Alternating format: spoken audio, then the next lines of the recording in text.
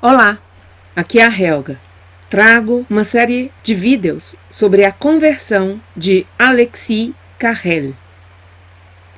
Alexis Carrel, Prêmio Nobel de Medicina de 1912, em reconhecimento ao seu trabalho sobre sutura vascular e transplante de vasos sanguíneos e órgãos, nasceu no dia 28 de junho de 1873 em Sainte-Foy-les-Lyons, França.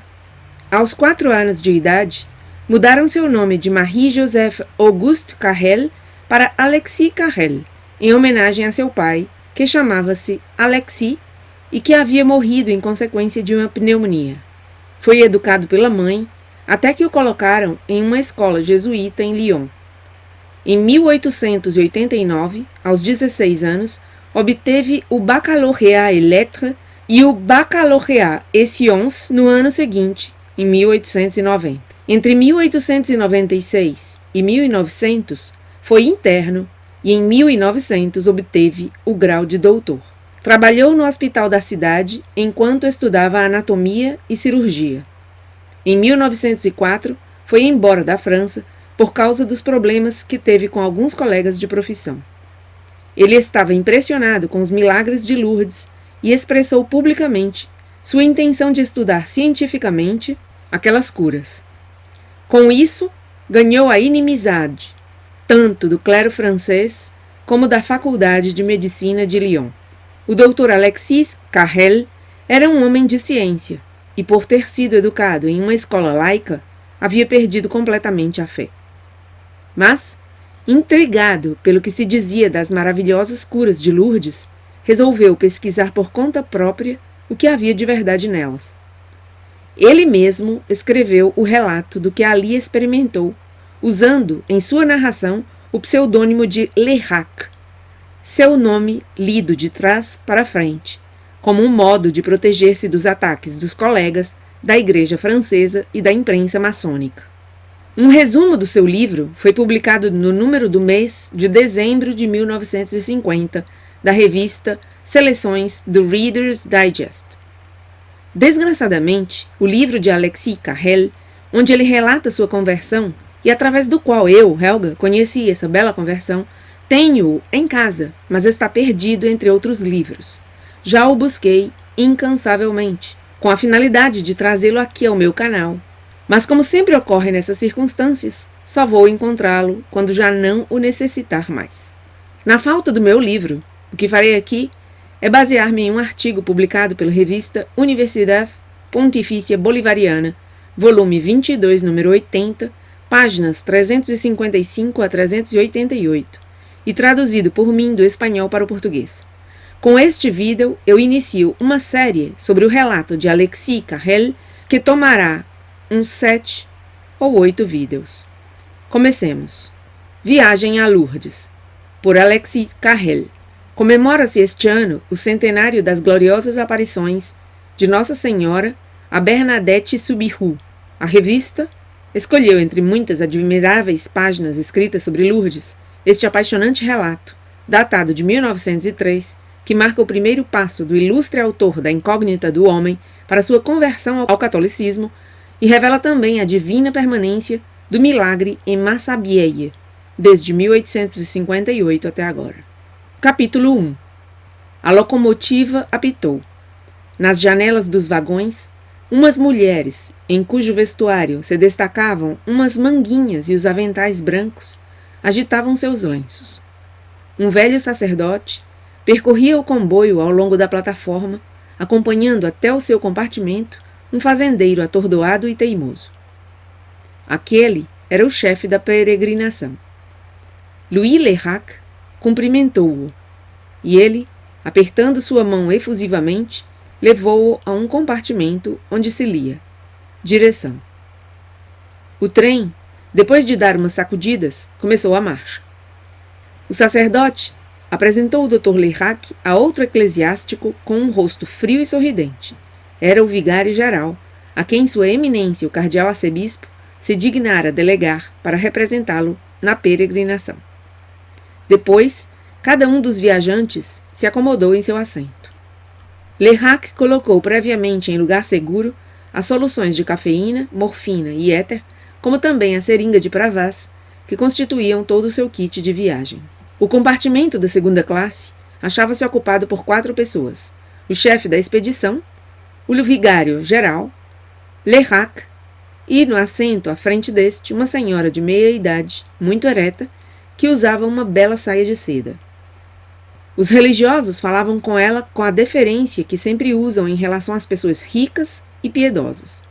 O nome dela era Madame de R.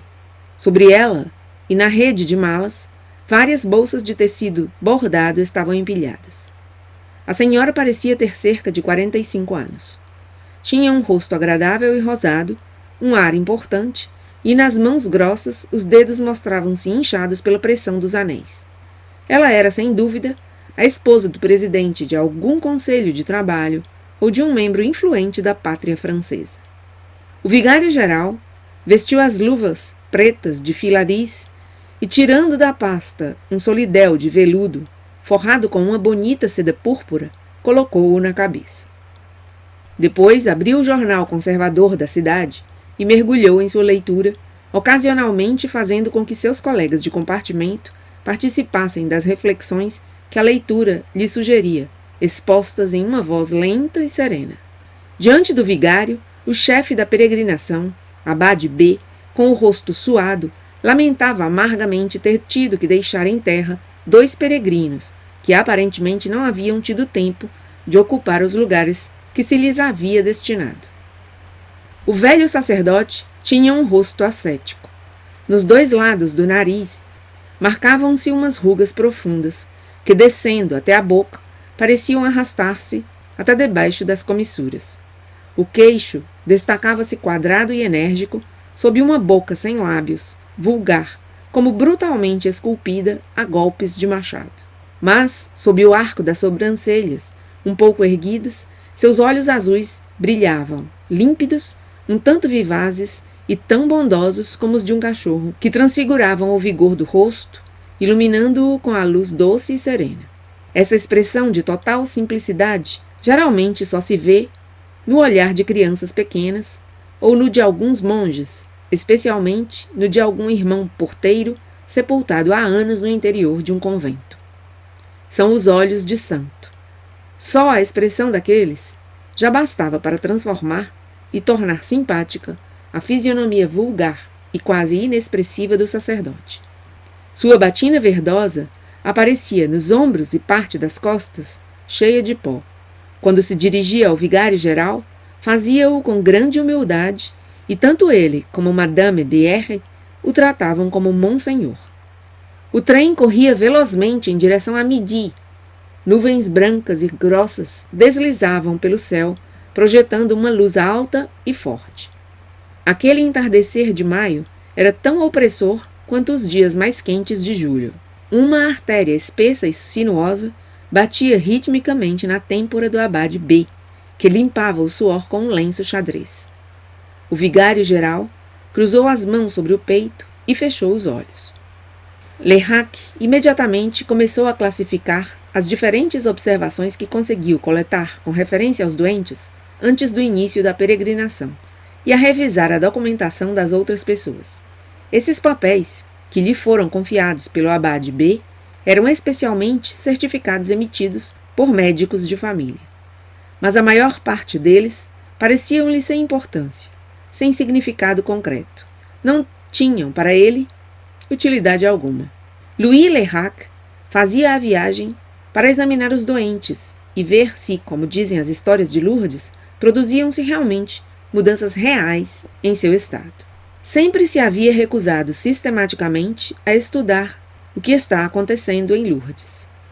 Por que não tentar? Perguntou a si mesmo. Se não houver mais do que curas imaginárias, não será uma perda de tempo considerável?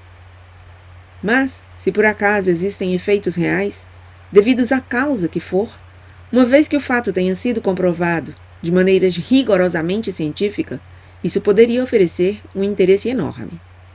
Do ponto de vista biológico, não sabemos quase nada sobre os fenômenos possíveis. Nada, então, podemos negar em nome de umas leis que só conhecemos de maneira rudimentar. Quando ocorrem fatos extraordinários, Como aqueles que as publicações piedosas dizem que ocorrem em Lourdes, é muito difícil examiná-los sem preconceito, assim como se estuda um doente em um hospital ou se realiza um experimento de laboratório. Se descobrem-se imposturas ou erros, tem-se então o dever de denunciá-los. Mas se por acaso os fatos se mostrassem verídicos, ter-se-ia a sorte de ter podido contemplar algo altamente interessante que poderia abrir caminho para coisas certamente muito sérias. Assim, quando se apresentou a oportunidade de ir a Lourdes com uma peregrinação de doentes, Louis Leyrach apressou-se a aproveitá-la. Se tivesse sabido o extraordinariamente difícil que era fazer observações sobre aqueles seres e a impossibilidade de estudá-los antes da partida, teria sem dúvida abandonado seu propósito. Mas agora era já tarde demais. O vigário-geral despertou. O trem deteve sua marcha em uma pequena estação. O calor aumentava. As moscas zumbiam. Rezemos o primeiro terço, disse o vigário-geral. Madame de R. fará o obséquio de iniciar. A aludida, perturbada pela honra que se lhe fazia, recusou. Mas como o religioso insistisse amavelmente, começou a oração.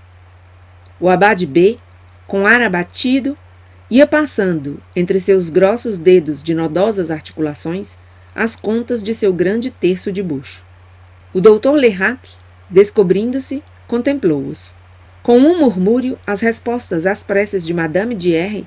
seguiam monotonamente. Sua voz, com sotaque lânguido, era um pouco estridente. Olhando-a com cuidado, podia-se observar que pelo pescoço do vestido lhe sobressaía uma papeira. Ela também era uma mulher doente que ia buscar em Lourdes a desaparição daquele tumor. O vigário-geral afundou as mãos dentro das mangas da batina.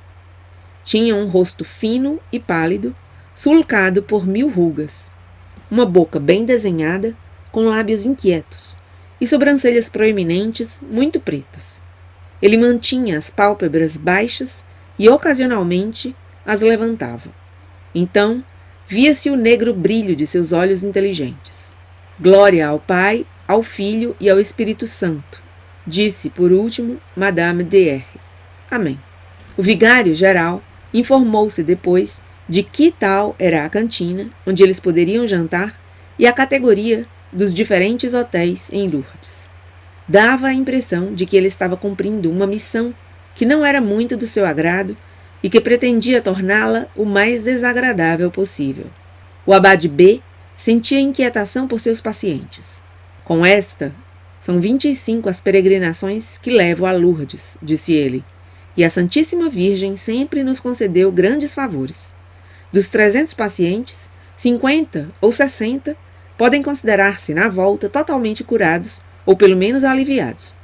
Aqueles que, esperando a cura, sofreram todos os inconvenientes dessa longa viagem, disse Leyrach, devem morrer cheios de desespero e fadiga ao ver falharem suas esperanças. Você esquece a fé, meu querido doutor. Os que não se curam voltam consolados, e quando morrem ainda estão contentes. Ambos estavam de pé no corredor do vagão. O trem corria a grande velocidade pela margem direita do Ródano. Através das nuvens, o sol deixava cair pesadamente seus raios brancos. O rio, crescido pelas chuvas da primavera, deslizava rápido e suas margens baixas apareciam frisadas com choupos e salgueiros. Impulsionados por um forte vento sul, aqueles se inclinavam docilmente, e a folhagem dos salgueiros se virava mostrando sua face inferior prateada. Já estavam perto de Pointe-Saint-Esprit. No campo, cujo vasto horizonte estava submerso na névoa, via-se ao redor das casas de trabalho a muralha dos ciprestes formando manchas severas e pretas entre as claras cores de maio. A vida ardente da natureza explodia por toda parte. Os infelizes que aquele trem transportava através dos campos agarravam-se à vida inconscientemente em um último esforço. Às 6 da manhã, e para escapar da atmosfera asfixiante do compartimento, onde soavam inacabáveis as preces monótonas do terço, Leyrach saiu para o corredor. 4 seminaristas e uma jovem de rosto pálido riam e cantavam diversos cânticos no último compartimento. Em outro, de primeira classe, ia uma família de burgueses de Lyon, cercada por grandes pastas de couro amarelo. O compartimento do lado estava ocupado apenas por uma religiosa que parecia em êxtase. Por outro lado, no outro compartimento, uma família inteira se comprimia, com uma criança cega e um obeso eclesiástico, o abade P., ex-capelão militar, que de certa forma era o segundo chefe da peregrinação. Pelo menos ele parecia entender muito bem o quanto os pobres doentes tinham que sofrer naquele trem precário, e isso o inquietava. Tenho 2 doentes que sofrem muito. Não poderia dar-lhes uma injeção de morfina? Perguntou Aleyrach. Como os vagões em que os doentes se aglomeravam não tinham corredores, desceram juntos na estação seguinte e subiram em um vagão de terceira classe. Lá, eles viram uma garota gravemente doente há já mais de 8 meses. O nome dela era Marie Ferrand. Alguns dias antes, o cirurgião do Hospital São José tinha se recusado a operá-la, porque seu estado geral era muito grave. Mas a jovem teimou em ir a Lourdes. O abade P. disse a Aleyrach: ela me foi recomendada com interesse especial, e eu ficaria muito grato se você pudesse cuidar dela. E acrescentou: está tão fraca que temo o pior. Fim do primeiro capítulo. Não perca o capítulo 2. Até a próxima.